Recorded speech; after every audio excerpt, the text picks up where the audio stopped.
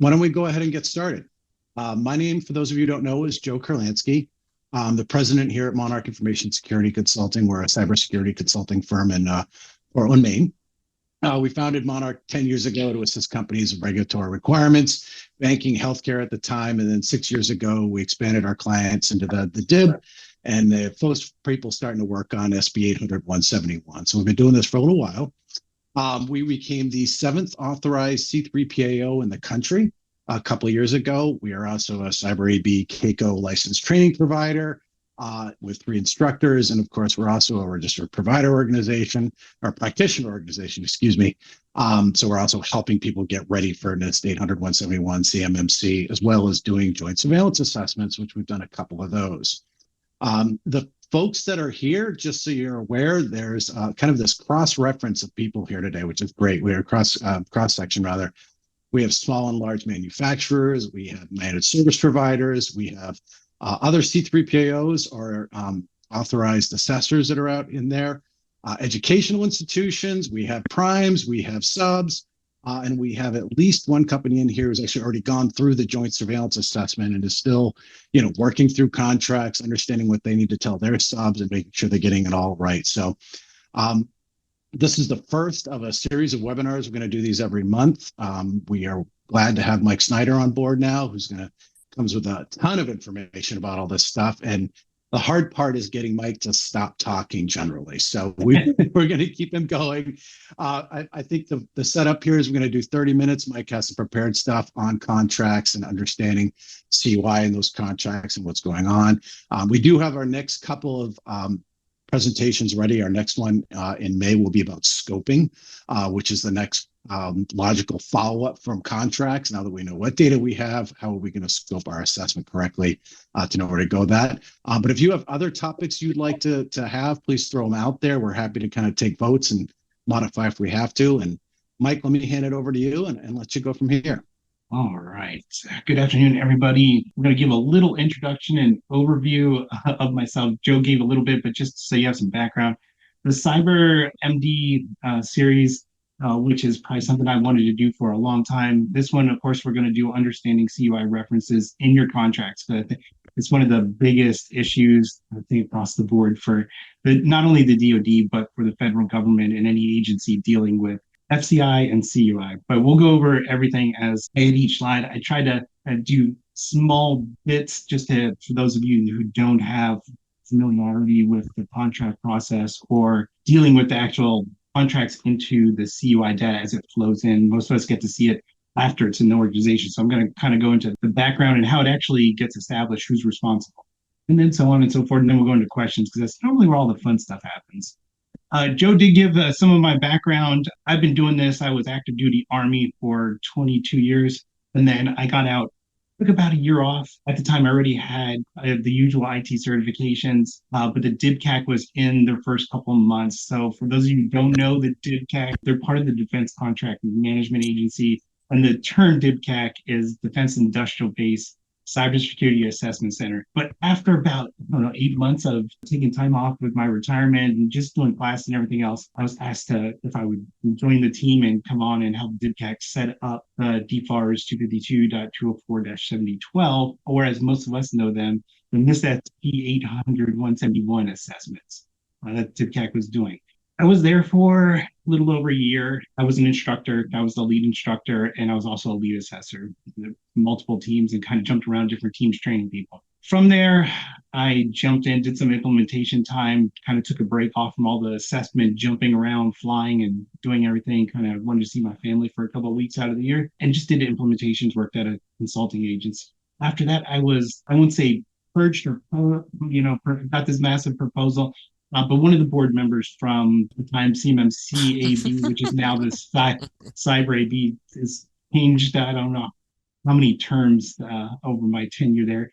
But I was asked to come there and start teaching assessors, build the curriculum, facilitate my involvement with the government, Carnegie Mellon, Johns Hopkins, the NIST, and then, of course, the DIBCAC team, because that's where I came. So a little bit about myself. You can see I've kind of been there, got to see how it functions on the government side as well as the C3PO third-party assessments as they're coming up. we want to go through understanding your government contracts. And I'm going to talk about it from two different levels. One from the contracting officer or your representative in your organization back to the government, their relationship, and then from that contract representative inside your organization to the IT staff and the actual data owner, the person that's going to be using it to build something, to create something, whatever they're doing with the contract or CUI, the actual data coming in, telling you what to do. One of the biggest things is what do you actually have to do as far as protecting the CUI data? And I'm going to talk about FCI because I think that's been a little bit kind of missed over the years because VidCAC didn't focus on it. It wasn't a requirement under 7012, technically. So a lot of people just by protecting it somewhat, but I'm going to talk about that and what you're required to do.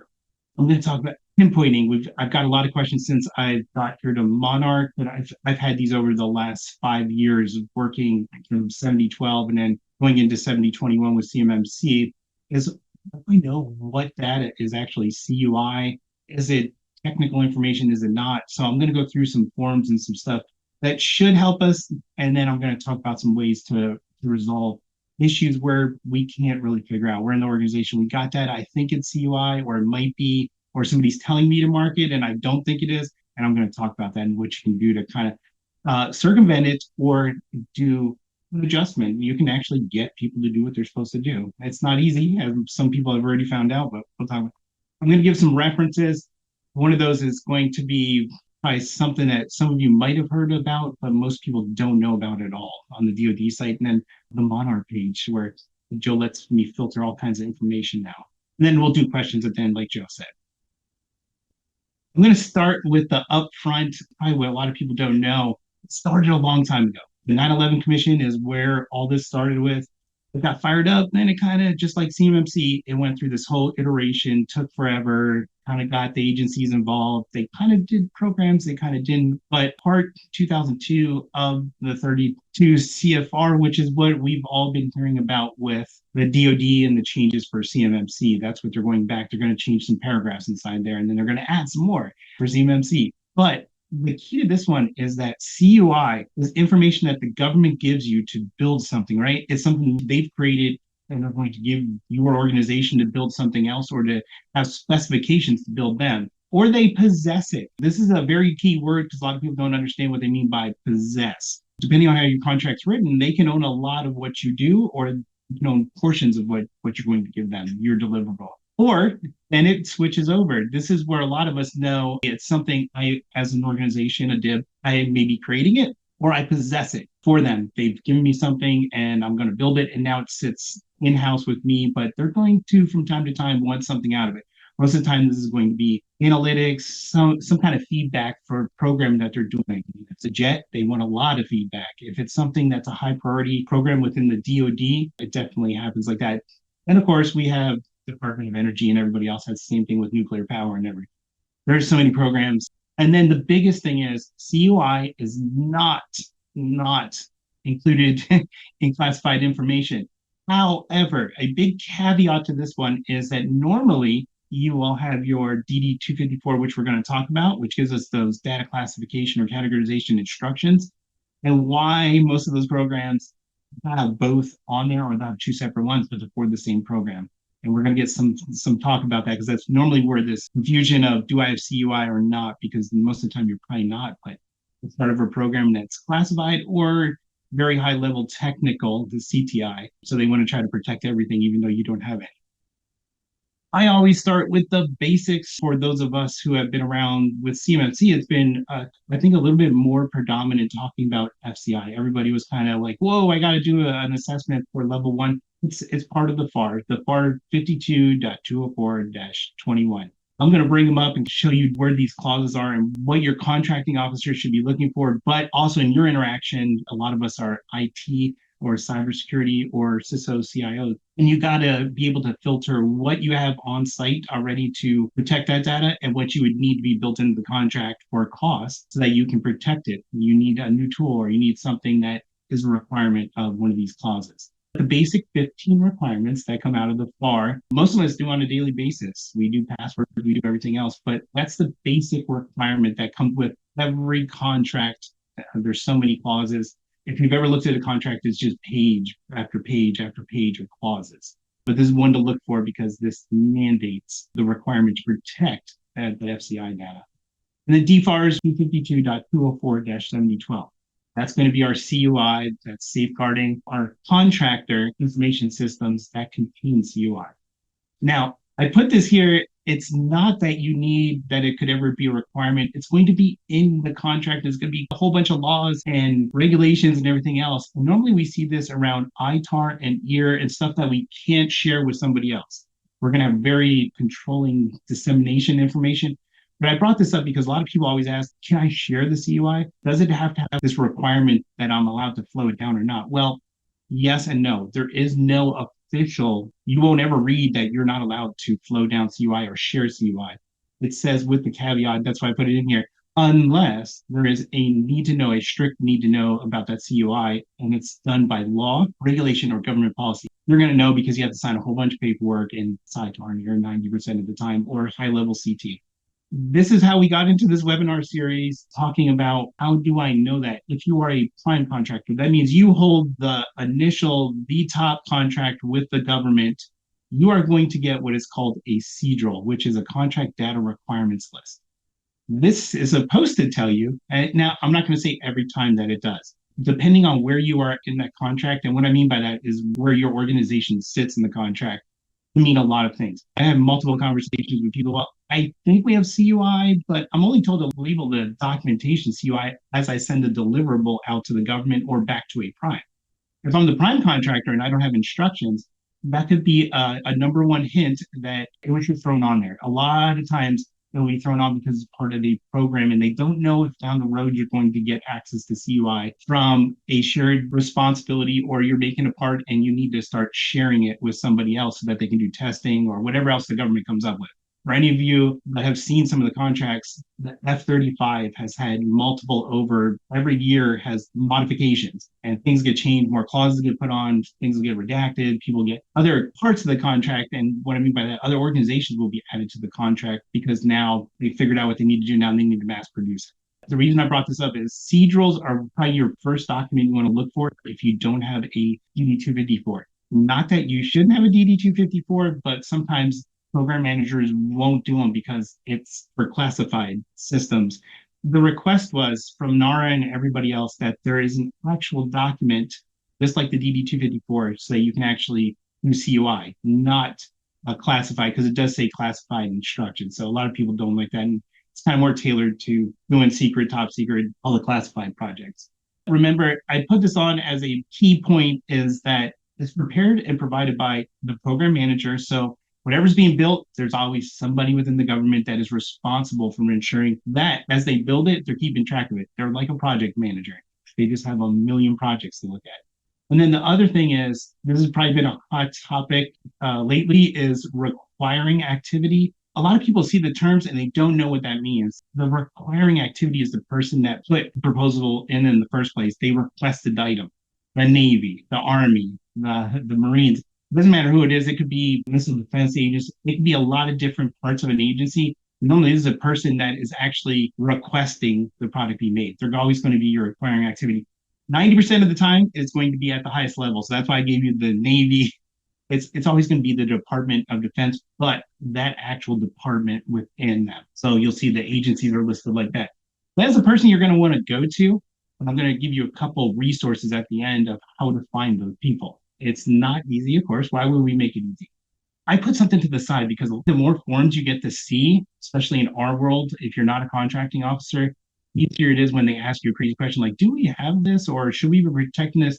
One of the things that comes is government furnished property. The government's going to own it, and it could be something that you are going to buy for a laptop, right? The government says you need to have this specific laptop. They're going to provide it based off of the contract. They're going to pay for it. However, it doesn't become yours. It's not like a fee you charge for something to put in your organization. This is actually government telling you, you will use this laptop or you will use this 3D printer. We will pay for it, but it's ours. We're going to own it. With that, most of the time there will be data requirements and you can find them in here.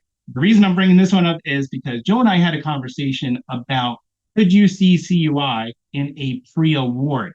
So in something that is coming out, and for those of you who are familiar with requests for proposals, There's three types of requests. And when they do them, they do have the ability to put CUI to be done ahead of time, and they have to follow the FAR. There's FAR guidance on how they can put it out and how it gets shared. And there's a lot that goes into it. But the reason I put it out, because most of the time it's going to come with a government furnished, because it's giving you specific requirements right off the bat before you even get your contract or before you do a proposal. You will see this need to know is probably one of the biggest things that a lot of people don't understand unless it is like you're sharing it with a foreign entity. You have a business unit that is overseas. It's not within the United States, or it's, it's Canada or Mexico or something else. And you have a relationship with them to build something you need or part of the contract. Nuclear information comes up all the time because it does have that requirement that they have to have a background. There's a lot of requirements that go into you being able to share. I almost want to say every Navy. The Air Force is big on it as well, but you will see there's some contracts where they don't have this on. But I just want to give you an example of which ones come with that. Hey, this is not something you can just share. It does have a need to know.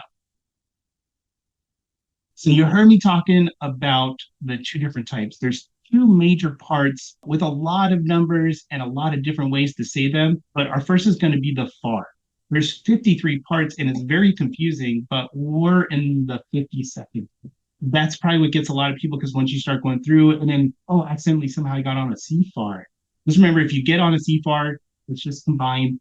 It's just adding everything together underneath one. You'll see that a lot. The government likes doing that. They'll tell you a requirement on, say, a FAR. However, they'll give you the CFAR terminology. So, but that's one thing to pay close attention to, is which part it falls under and whether they're referencing the FAR or CFAR. We're worried about the FAR requirements, those basic cyber hygiene requirements. And then DFARS, which I'm going to break them all down. I mean, you could go on and on about DFARS requirements, but there's specific DFARS requirements that get tabled on top of each other, and you have to look for them. But note that when you see a DFARS, it is the Defense Federal Acquisition Regulation, and it's a supplement to the FAR. So whatever original FAR that and they will normally, right on the top paragraph, they will let you know, this is a sub to this, or this is whatever it is adding to it. They're going to tell you, and then they're going to have rules and what they're doing to change it for the DoD, or what they're adding for the DoD, the requirements. Of course, it's a requirement of law. These are going to be based on DoD policies internal. So make sure when you're reading the contract terms, or you're getting into DFARS or FARS requirements, that you're reading whether it's for the federal government or contractors. They will list the difference between the two. Sometimes they will throw a federal government policy or term on there, and that's because it's something that's mandated for the government to do in conjunction with that contract. And I think a lot of people see it and they think it's a requirement of them, but we're looking for those contractor systems. We're looking for the stuff that actually comes to your organization, stuff you have to protect. Pay close attention in the language there, because they will throw multiple on, but remember, when a PM or a contracting representative, a core, will put these contracts together, they have to put it together for everybody, not just the contractor actually doing the work. It's going to be for the government and for that prime contractor or even subcontractors. It's going to do some kind of delegation from the original FAR that they're trying to reference, and then we want to look for the deviations to those FAR requirements. For most of you, the FAR, the one I keep talking about, so the 21, ends in 21, that's our basic, right? We have 15 inside there. In the 7012, that's supplemented by adding all 171, all the 110, including those 15. It slams them together. Now, that's only for 3 agencies. If you've ever read anything underneath there and anything, it's going to be for the DoD. Remember, these are defense. But some people get roped into defense contracting because they work with the Navy. So Department of Energy has a tendency to get that thrown on theirs as well. That's why we started seeing the CMMC, like who's going to do reciprocity. So hopefully that helps you correlate why everybody has to do it. But it's normally because it's a joint contract, 7012 clauses on there, and it gets passed on to everybody else. So there'll be some federal requirements. And then policies and procedures. And remember, this is going to be an effect on the public. I heard it in other briefings since we've been doing this for, I don't know, like 10, 12 years. We've been going on about 7012 and now 7021. But you've always heard it's to safeguard the data, and it's actually for national security. We want to protect the public, but ideally we want to protect our power grids. We want to protect a lot of other stuff that could be affected by a subcontractor or a prime contractor's network being compromised. If you just have contract information, you got a DoD contract, you got NASA puts it on, a lot of people have these on, but this is basic safeguarding. This is what is referred to as the 15 15 safeguarding rules, requirements, whatever you want to call them, but this is where those come. And that will be it. For the rest of us that are focused on CMMC, we already know this is going to be tied to the CMMC level 1 self-assessment, 15 requirements underneath there, which technically get pulled from 800-171. Now, this is what I've been talking about, is the smushing of other requirements into one DFARS, into another DFARS, into another DFARS, and they just keep stacking them on. And what will happen to a lot of people is to be like, well, I didn't see that in mine because it wasn't in your contract. The contracts have stuff listed out, but the contracting officers know in 7012, there's 2 additional called right out. And those 2 kind of play big topics around here. And when we talk to you, we have technical data, which a lot of people are going to have. You have no ifs, ands, or buts. If you see, and this will normally be in 2 places. One is in the 7012 clause. No ifs, ands, or buts. You can't get it out. It's not like they're going to delete it out of the clause. That's public record. But most of the time, they're going to put it in, and it's going to be listed around your CTI, your controlled technical information. That technical information, a lot of us equate it to computer software, but the reason I'm bringing it up, the links that we're going to put in are going back to the 7013 and tell you to look at it, because that'll actually define what technical data actually is.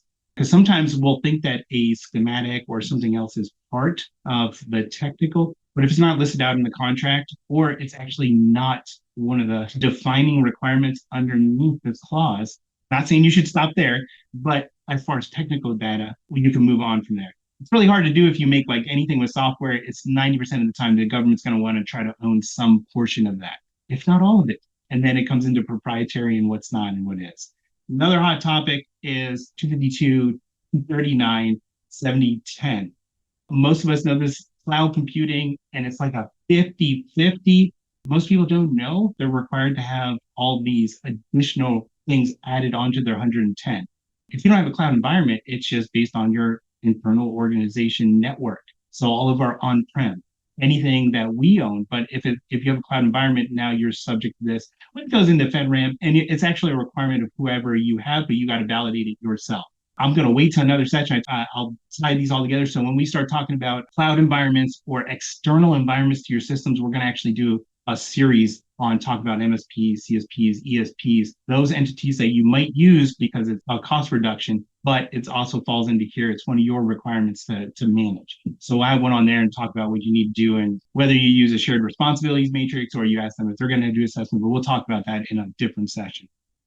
Over the last couple of years, it has amazed me that this just slid in and nobody really talks about it. But if you have an older contract, you will most likely not see the DFARS 252.204 7019, which is our DoD assessment requirements. We managed to get to it. We actually got 3 over the last 2 years. There's 2 assessment requirements, one invoking the assessment requirements, and then one giving you the details of the assessment requirements. And then the third one, which is right, it's funny because it's after CMMC, so don't ever get the numbers messed, like think the numbers go in some kind of nifty order. They don't. But our SPURS has its own. So for those of you who don't know, like they came out with a whole SPURS requirement. Everybody's required now. You got to put it in.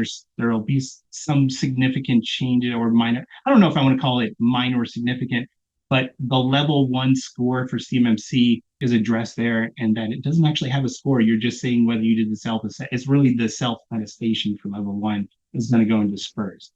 And then, of course, it has the level 2, and it also is still talking about our 7012 requirements and updating our score and our POAM based on our contracts. That 7010 and then the 204-7009, those are going to be vital if you have that external contractor that's doing work for you and what you're actually allowing them to see. So we'll talk, like I said, we'll do a whole session on that because that is something that I know everybody has to prepare for if you do have an MSP, MSSP, with some kind of external services. I get this question a lot. Where do I find the data? I don't get it. Like I keep getting all these documents. They don't have anything in it. If you're a subcontractor, 90% of the time it's because they didn't flow the contract down to you. They are required to do certain things as a prime contractor. If you're a prime contractor, you might already know most of this, or your contracting officers do. But with CTI, the reason I bring up CTI is that's normally what anybody producing what I call fancy objects or nifty things, stuff that has software or it's very technical in nature, always has this label on it. It always has the SP-CTI because it's technical. It's very technical in nature. And believe it or not, there is more involved on the government side in building that stuff into the contract because they don't want to miss anything. Or if you're not building it, like if you're building a bolt, something very simple, it's normally just a specification that they're worried about. They're worried about, an inch measurement or a millimeter, centimeter, whatever it is, or the mil spec. That's really what they're worried about. So they don't focus a lot of time and energy on it. And remember, for everybody that hears my sarcasm in that, it's not to say that they're doing anything wrong, but it's to put in your mind. It'd be like most of us are in organizations where we wish we had another 50, 100 people. Imagine being a program manager and you seriously have 1,000 programs that you have to look over, and then a contracting officer triple, quadruple that number. They're going through a lot. So they're doing them very fast. They try to do whatever they can, but they're going to miss stuff, especially if they don't know the program in the first place. You will notice some changes over, I'll say, next year or two as CMMC gets into the system and funding is there and they start doing their training. There will be updated training and this relationship of everybody working together in the federal government so that we do get the right stuff. I didn't understand that until I worked at DCMA. Like, they actually have thousands of contracts. I was just like, oh yeah, they probably just manage, the fighter jets. That's all they do. Remember, there's thousands of contracts underneath that fighter jet just for one program. When you see these, if you are fortunate enough to get the technical document requirements, so you get a listing, remember, they are going to give you a CDRL. CDRL comes from the government. It's going to be the listing of what you need to do. And then an S or SDRL, however you want to say it, but instead of a C, it's an S, because that's going to be the subcontractor requirements. That's normally what you're going to get from a prime contractor. And they have to do that because they have to give their flow down requirements and how they're going to do it to the government before the contract is awarded. Sometimes afterwards, they will do a waiver. But the reason I'm bringing that up is sometimes, and most primes are pretty good about this, they will give you that document in turn.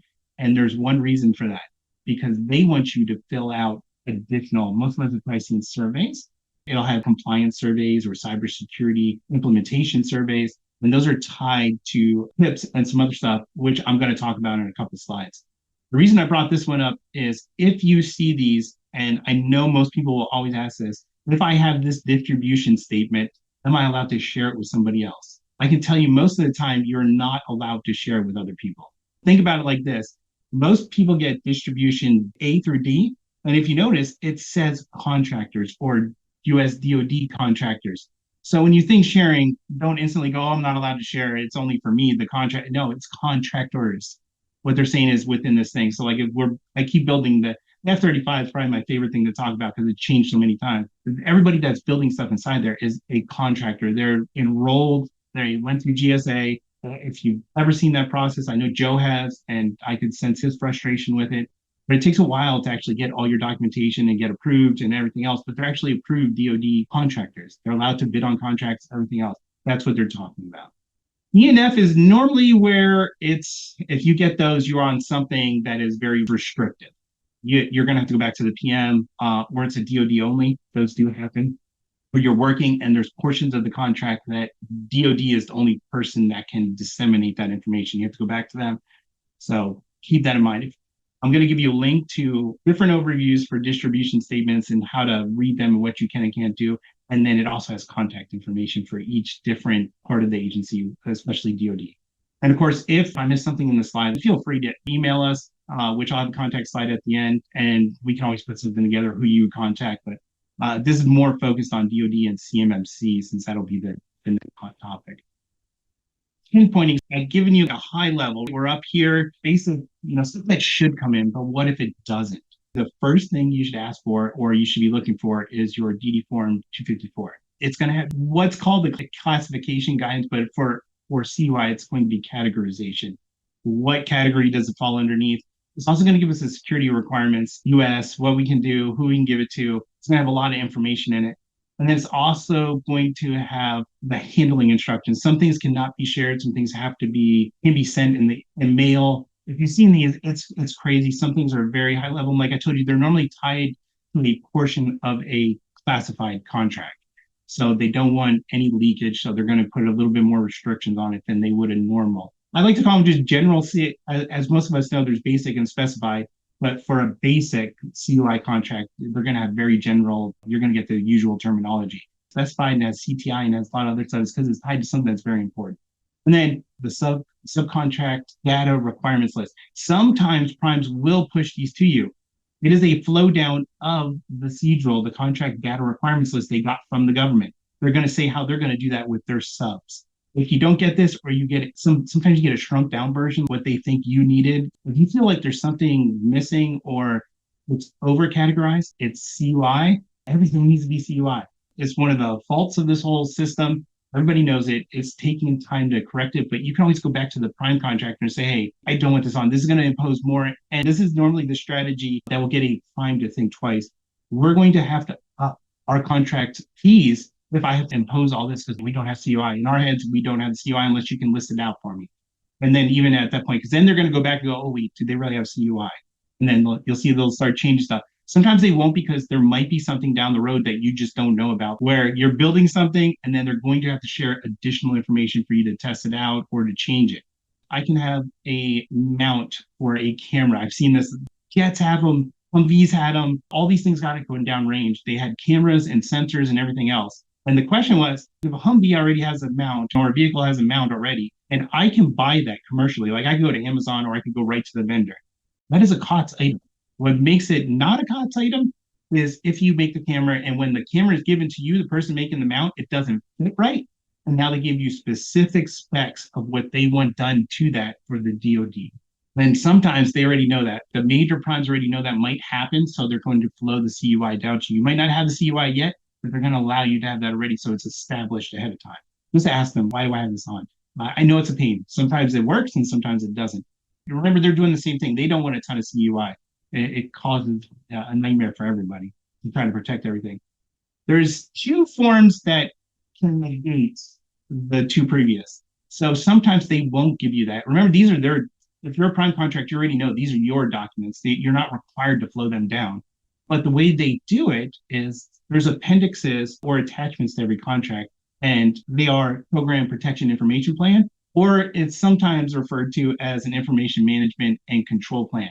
This is where all the requirements, if you ever get something that asks you a ton of information about how you're going to protect data given to you or the project, they will have the 171 requirements verbatim most of the time. It will say, how do you do user management? Or most of the time it's, do you do this or do you not? Is a yes or a no. And what they're doing is you're trying to get those requirements that they know they need to have, like the 15 for the FAR.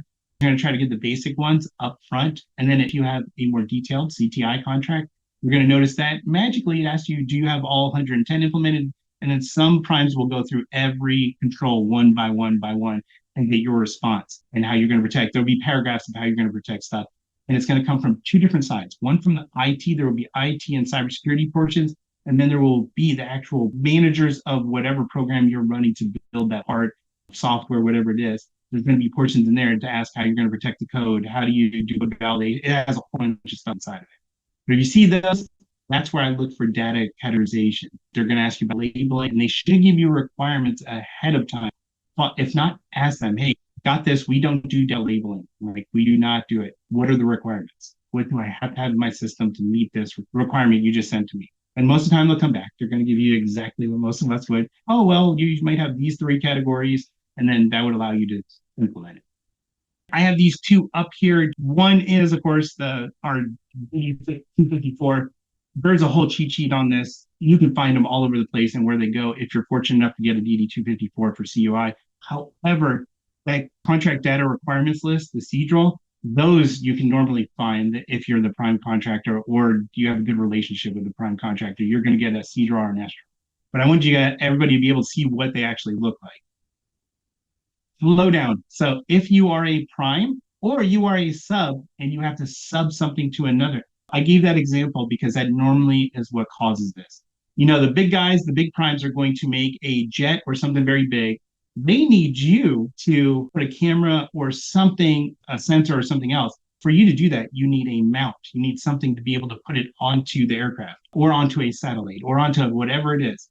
And you are going to go and have that manufactured by somebody else. So now it's a sub to a sub. Granted, they're already going to know who you deal with. They're going to ask you ahead of time what you're going to need to do it because you have to do a bid. You have to do your proposal.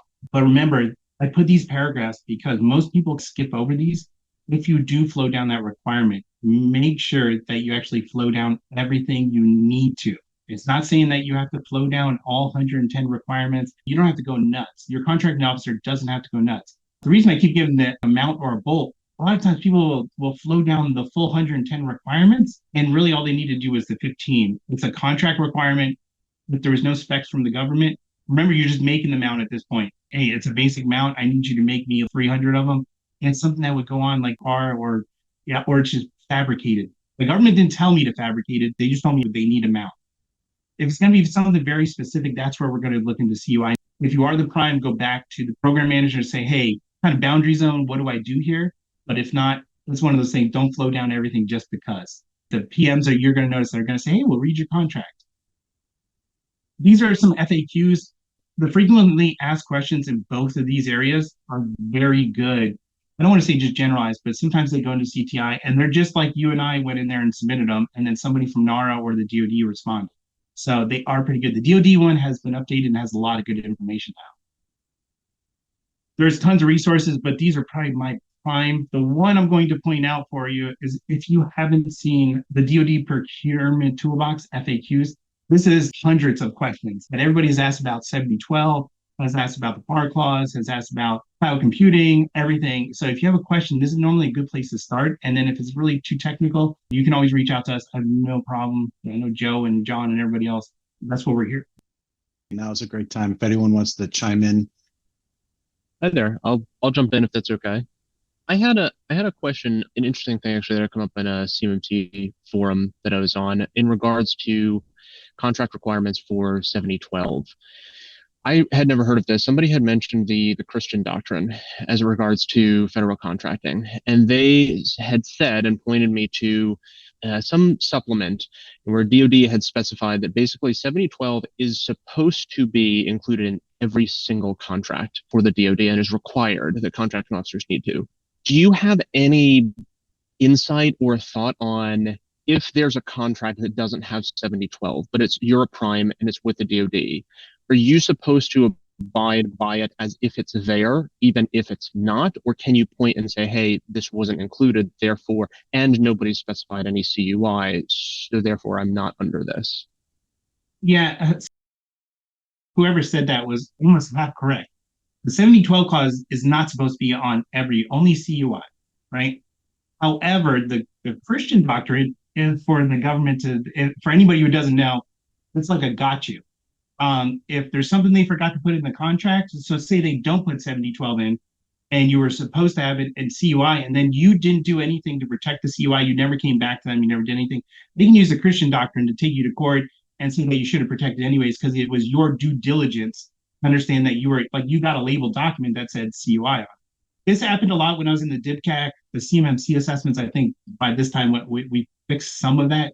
But you are correct. I went to major primes, I went to medium-sized companies, and even smalls that had 7012, and we had to call the contracting officer and say, hey, this shouldn't be on here. There's no CUI. They're never getting CUI unless you do a full contract revision, and you're going to change it. And we did get it removed. So I would tell you, reach out to the PM first for that contract for anybody that does have that. It was a bad thing when 7012 came out. Whoever got a new contract just got it because you had a technical contract and they just threw them on.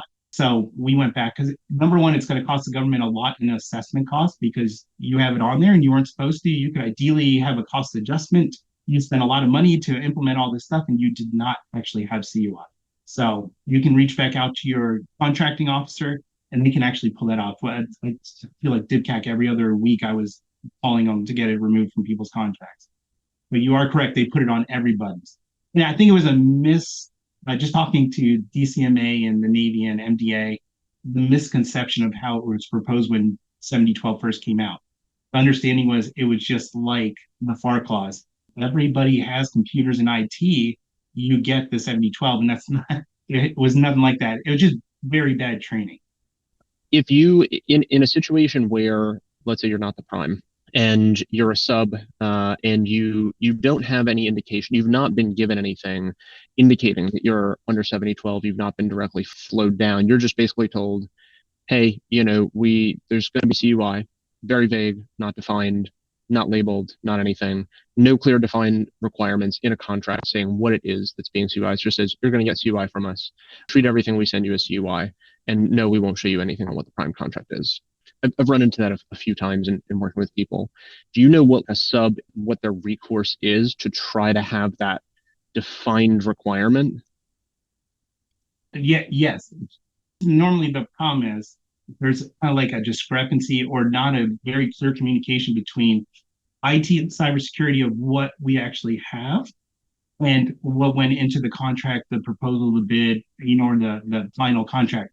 You can ask for the contract to be adjusted. Now, I can tell everybody here, every 3 years, at a bare minimum, most contracts are going to go through a renewal.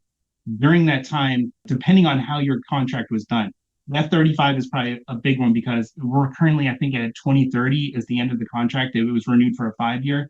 So whatever the contract terms, they could ideally hold you to the end of whatever that contract is. But if they didn't disclose something, then it would actually be as most legal people would tell you, it's a breach of contract because you didn't add cost into your contract because you didn't tell me. Now, that backfires when they tell you right up front that, hey, we're going to give you a CUI. And the reason they can't do this, I can be from a prime and say that everything I give to you is CUI open. It's my proprietary information that I want to control in some way, shape, or form. And that's normally what most of the primes do. And it's just because they want to control it. They don't want to get in trouble. They also don't want you to leak it out. And they don't want the government to leak it out as well. The government could own it down the road, but they don't want anybody to leak it out. So they will label it CUI open. That's like one of the biggest things everybody does. They are allowed to do that. It's up to them. The difference is whether it's actually propane, like CUI propane, or just proprietary information. That's normally where the discrepancy comes in. You really have to work with your contracting officer to have that established in the beginning. I've tried multiple things working with different clients, reaching back out to the prime and saying, you didn't have this in here, now you gave us CUI, but there was no requirement to begin with. We have to up our contract cost if you really want us to store this. We would have to have these 110 requirements. The other thing is they have to load that down to you. They have to give you some kind of requirements if you're going to actually get CUI. In the contract, correct, Mike? Correct. Yeah, that should be right in the contract. The other, Mike, the thing to go do is go back. It really has to be in the contract. They need to put something in there. They don't have a choice. They have to flow it down if they're going to give you government CUI. That's where this whole loophole comes because it's not from the government. It's actually from a prime contractor. But if it's something the government told them to produce, it's CUI. And I would just make them label the data ahead of time. And if it is, hey, this wasn't in the original contract. Yeah, you told us, but if you want us to protect all this, normally it's massive amounts because they send you everything, bombarding you with information, calling it CUI. Very helpful. Thank you. Anybody else? Yeah, I got a quick question for you, Joe. So a lot of questions arise when it comes to what is CUI. The government should be labeling this to us if we're going to get CUI. How do we know when we're creating CUI? How do we know when our subs are creating CUI? There's a lot of questions that seem to be around that, a lot of difficulty when it comes to us pre-qualifying our subs, because a lot of our smaller subs that we use aren't necessarily going to have the cyber requirements because they're out there laying concrete or they're doing things that might not necessarily require CUI. But the definition of CUI is so vague that it makes it really hard for us to figure out, all right, so if we're going to pre-qualify this vendor for a project, are they going to be receiving CUI? And then we have to look at their definition, and their definition is so vague. I've got a multi-question here, but I assume you get what I'm saying, Joe. Yeah. So what's the definition, Mike? I think is the bottom line here is when do we absolutely have to flow the CUI, the DFARS down to them, and when can we just hold them to the FAR? That's why I brought up that one slide to actually point out, number one, flow down requirements, but number two is understanding whether it's CUI or not. Did the government give you the CUI that was actually labeled? It has technical documentation. I'm with you on this one. But what they tend to do is they will put like a little paragraph that has CUI in it. And then when it gets to a prime contractor or somebody else, they label the whole entire document CUI right off the bat, even though there was one paragraph or like one thing that had to be created that was going to include CUI. If you do get something like that, read through. Number one, if there's no specification, so I'll go back to your concrete. Concrete is an open thing. All of us can get concrete put in. Unless it is a government building that has specific, it's got to be this deep with this amount of rebar. All the rebar's got to be welded. They have specific requirements for their facilities. If it's something like that, yes. If it's, hey, we had to pour concrete to make whatever you're doing with it, but the government didn't give no requirements for it, guess what? It's not CUI. You can't just make CUI. The CUI has to come from them, or it has to be a byproduct of something you make based off of CUI, off of requirements. If you ever read the contract, look for the term, the deliverable will be marked, because sometimes they don't give you any CUI, but they've given you too much information that wasn't CUI. But now when it's all slammed together and you have a deliverable with specs and sheets and blueprints and everything else, they're considering that deliverable because everything has now been combined CUI. So and I think that's where a lot of people get confused, because they're like, I never got CUI, but now you want me to create CUI? Well, it's because you got it probably in chunks, or it was separated at the time, and they know when you send it back, you have to send them a whole package. You're right. Most of the time, it's not labeled for that reason. And if you're flowing it down, I would reach out to your PM. And if you really feel like, oh man, there's some CUI in here, there's specs and there's some stuff, but they didn't label it, that those specs are not labeled CUI, reach out to your PM. And if you have trouble with that, feel free to contact us, because I have no problem reaching back out to DCMA or somebody else. Once they know, and most of the time it's just they didn't understand or they didn't have time. And when you reach back out to the actual agency, they have people that will go back and look at everything and correct it across the board. Matt, did that answer your question? Or at least start to answer it? Yeah, it does. It's just very convoluted, and like everything else with the government. Thank you. Mike, there's a chat question from Kim. I have come across documents that are labeled with distribution statements that are downloaded from websites. Do we need to treat as CUI since from a website? Oh man, this is a bad question. Not a bad question on your part for asking it. I'm taking it the distribution statement was that it couldn't be shared. If you ever see anything on the DoD or anything else, they will change the distribution, releasable. If it does not say that, or it's you read the distribution statement, it's not supposed to be, you should actually contact that agency and let them know it's on there. Even though they're supposed to do the reviews of their publicly accessible information systems, a lot of stuff does get missed. Or what happens, it was supposed to get a distribution statement upgrade or downgrade, and they missed it. A whole bunch of stuff getting scanned and pushed up to the web. Kim says this happens very often. So I think there's does. Yeah. Mike Bram has a question. Are email bid opportunities from primes CUI? I think we talked about this a little earlier. It does happen that it happens all the time. They are going to send a direct proposal or a direct request right to the prime, and that request is going to have CUI because of the project. So it is possible that the prime will instantly send that down to you. Hey, and that's how it should work. They should say, hey, this is going to contain CTI, CUI, whatever the CUI category is. That way you can prepare if you don't have everything in place to do it. But they could do that. And I always felt that was a little cart before the horse, because you don't have a contract yet that would outline how you're supposed to protect that data as CUI, but they are going to send you CUI.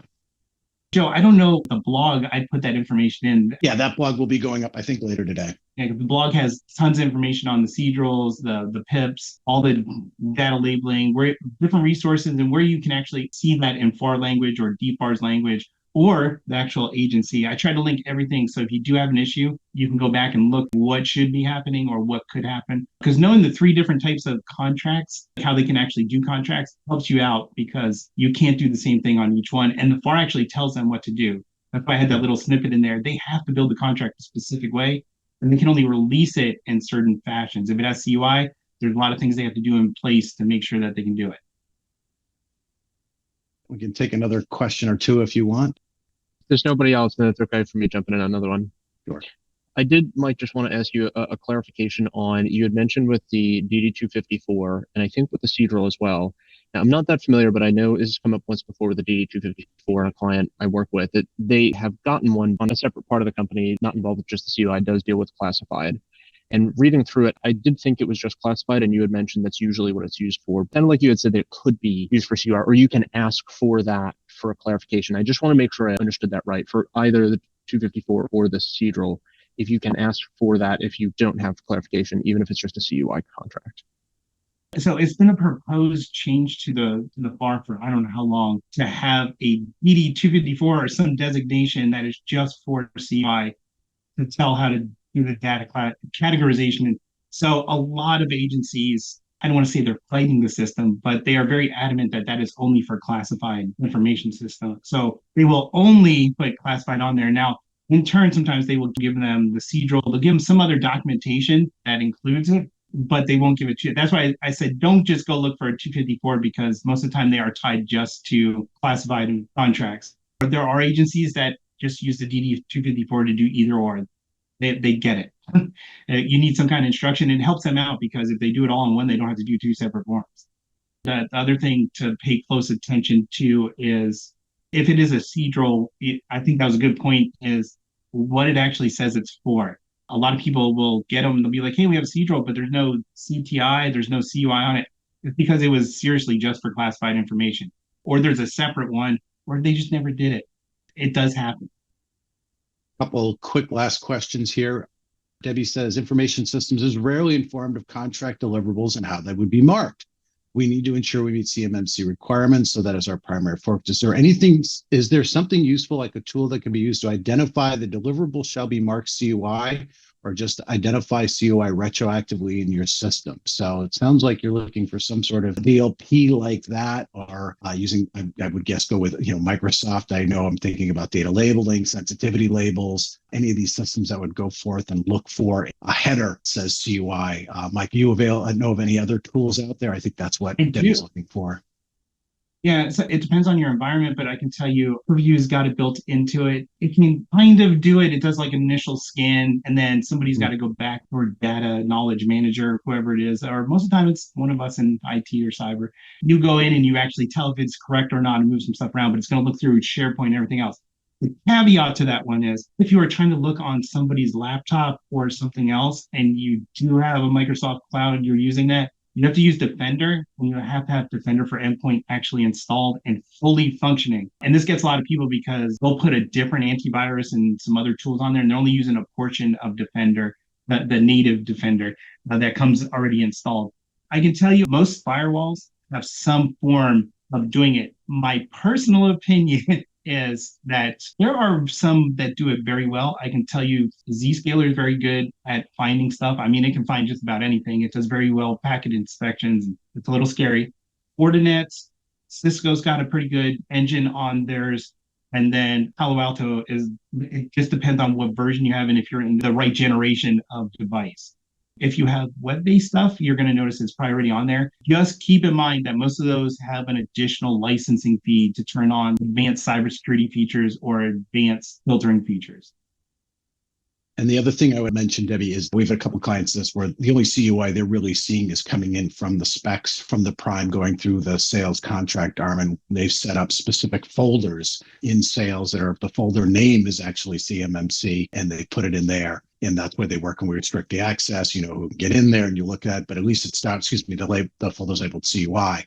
But then at least it's a place for them to start. I'm not sure what else to do with this. I'm pretty sure it's CUI. I'm going to put it here to begin with. And then at least IT's got a starting point of somewhere they can put things that are meeting the requirements. So that's also been something we've done before.